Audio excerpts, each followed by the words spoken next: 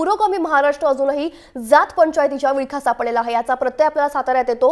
साताऱ्यातील गोपाळ जात पंचायतीच्या विळख्यामुळे वडील आणि मुलीला वेगळ्याच त्रासाला सामोरं जावं लागलंय। वडिलांनी मुलीशी अनैतिक संबंध ठेवल्याच्या संशयावरून गोपाळ जात पंचायतीकडून त्या दोघांना मारहाण करण्यात आली आहे। भर पंचायतीत वडील आणि मुलीला दोरखंडाने बांधून त्यांना काठीनं मारहाण करण्यात आलं। एवढंच नव्हे तर त्यांना 7,000चा दंड देखील ठोठावण्यात आलेला आहे। वाई तालुक्यातल्या पाचवड येथे हा प्रकार घडलाय। याबाबत भुईंज पोलीस ठाण्यात गुन्हा दाखल केलेला आहे।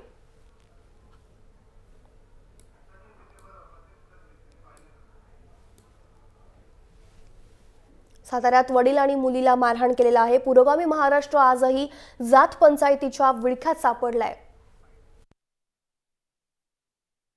पोलीस स्टेशनला त्यांच्या तक्रारीवरून ज्युव्हेनाइल जस्टिस ॲक्ट प्रमाणे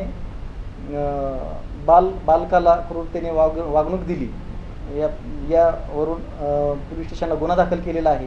आणि ते नेमकं पीडित अत्याचारित बालक आणि ते कुटुंब कोठे आहे त्याचं आतापर्यंत माहिती मिळालेली नाही आणि ते जात पंचायत भरवणारे कोण आहेत त्याची आतापर्यंत माहिती मिळालेली नाही। पोलीस आम्ही त्याचा तपास करत आहोत।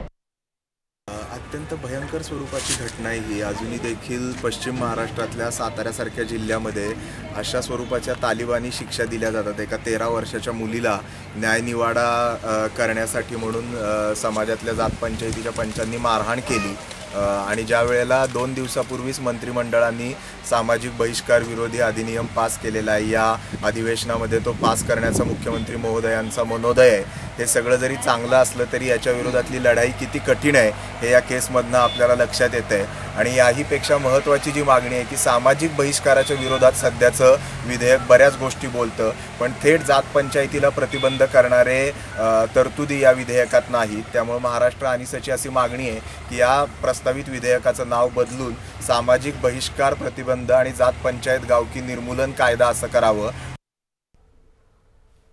तर सचिन भिसे हे जे प्रत्यक्षदर्शी ही घटना घडत असताना तिथे उपस्थित होते आपल्यासोबत फोन लाईन वरून आहेत। आपण त्यांच्याकडून जाणून घेऊयात। सचिन, तुम्ही प्रत्यक्षदर्शी होता, ती संपूर्ण घटना जेव्हा घडत होती तेव्हा तुम्ही तिथे होतात। एकूणच काय सांगाल, कशा प्रकारे त्या मुलीला आणि त्याच्या वडिलांना मारहाण करण्यात आली होती? मॅडम, अत्यंत निर्दयपणे मारहाण करण्यात आली। त्या मुलीला जी मारहाण करण्यात आली ती एकदम किळसवाणी होती। तिला हाताला बांधून डांबून फटके देण्यात आले। त्याच्यानंतर सुद्धा तिला मारहाण करण्यात आली। म्हणजे अशा प्रकारची मारहाण झाली। मॅडम सचिन, आणखी सांगा की हे संपूर्ण घटना जेव्हा प्रकार हा जेव्हा घडत होता, तिला मारहाण होत होती, तेव्हा कोणीही तिथे विरोध का करत नव्हतं किंवा विरोध करायला कोणीच आलं नाही का? जात पंचायतीची मीटिंग बसली होती। जात पंचायतीत विरोध करतच नाहीत। जात पंचायतीत फक्त बघायची भूमिका घेतात, विरोध करण्याची भूमिका घेत नाहीत। कारण विरोध केला तर परत पंचायत त्यांना वाळीत टाकणार, या गोष्टीमुळे विरोध हा नसतोच तिथं। हॅलो, हा नक्कीच, धन्यवाद सचिन दिलेल्या संपूर्ण माहितीसाठी। सचिन भिसे हे जे प्रत्यक्षदर्शी आपल्यासोबत फोन लाईन वरून होते, तर त्यांच्या सांगण्यानुसार त्या मुलीला इतक्या अमानुषपणे मारहाण करण्यात आली होती की प्रत्यक्षदर्शींना सुद्धा ते पाहावलं नाही।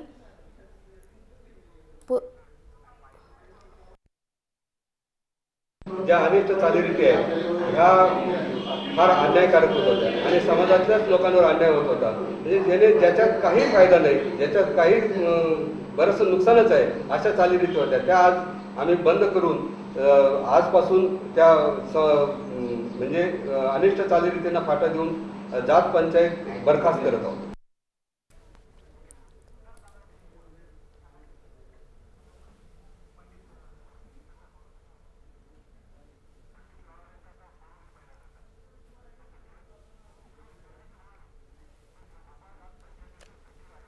गोपाळ जात पंचायतीचे सचिव आपल्यासोबत फोन लाईन वरून आहेत, आपण त्यांच्याकडून जाणून घेऊयात। नमस्कार सर, तुम्ही सांगाल की ही जी घटना घडलेली आहे सातारामध्ये एका मुलीला तिच्या वडिलांसोबत अनैतिक संबंध असल्या कारणावरून मारहाण करण्यात आलेली आहे, याविषयी तुम्ही काय प्रतिक्रिया द्याल, तुम्ही काय सांगाल? नमस्कार मॅडम. नमस्कार. मी संघटनेच्या माध्यमातून आपल्याला एक करू इच्छितो की अशा प्रकारचे काही जे समाजात अनिष्ट प्रकारे जर कोणाला वेठीस धरल्या जात असेल तर मी संघटनेच्या माध्यमातून त्याचा निषेध करतो. आणि अशा प्रकारची जर कोणी करत असेल तर याच्या मागे कोणतीही संघटना उभी राहणार नाही. त्यांना त्याचे प्रायश्चित्त नक्कीच मिळालं पाहिजे असं मी या ठिकाणी नमूद करू इच्छितो. परंतु एका अल्पवयीन मुलीला इतकं अमानुषपणे मारहाण करणं हे कितपत योग्य आहे? अजिबात योग्य नाही. म्हणूनच सांगितलं की या अशा गोष्टीचा मी निषेध करतो. आणि या बाबतीत आमची संघटना सुद्धा माहिती घेऊन त्या जे जात पंचायतीचे जे असतील पंचायत पंच त्यांच्या बाबतीत सुद्धा आम्ही शासनाच्या जे धोरण ठरलेलं आहे त्यांच्या बाजूने उभे राहू, शासनाच्या बाजूने उभे राहू. नक्कीच. धन्यवाद पंडित लोणोरे, तुम्ही आम्हाला दिलेल्या संपूर्ण माहितीसाठी. तर गोपाळ जात पंचायतीचे सचिव आपल्यासोबत फोन लाईनवरून होते आणि झालेल्या प्रकारावर योग्य ती कारवाई करू अशी त्यांची भूमिका आहे. आपले प्रतिनिधी विकास भोसले आपल्यासोबत आहेत. विकास, काय अधिक माहिती द्याल? वाई तालुक्यातील भुईंज या गावी हा संपूर्ण प्रकार घडलेला आहे. एका अल्पवयीन मुलीला वडिलांसोबत अनैतिक संबंध असल्या कारणावरून अमानुषपणे मारहाण केलेली आहे. तुम्ही काय सांगाल? हाच होती, कारण माणुसकीला काळीमा फासणारी ही घटना आहे. कारण वडिलांच्या मुलीवर असणाऱ्या अनैतिक संबंधाच्या संशयावरून ही घटना घडलेली आहे. आणि जात पंचायत ही रद्द केल्याची घोषणा 2 दिवसापूर्वी झाली आणि त्यानंतर ही घटना घडते. मात्र आता भुईंज पोलीस स्टेशनच्या सर्व अधिकाऱ्यांनी मिळून 7 जणांना ताब्यात घेतलेला आहे. नक्कीच. धन्यवाद विकास दिलेल्या संपूर्ण माहितीसाठी. तर भरपंचायतीत वडील आणि मुलीला दोरखंडाने बांधून त्यांना काठीने मारहाण करण्यात आली होती. वाई तालुक्यातील पाचवड येथे हा संपूर्ण प्रकार घडलाय. याबाबत भुईंज पोलीस ठाण्यात गुन्हा दाखल केलेला आहे.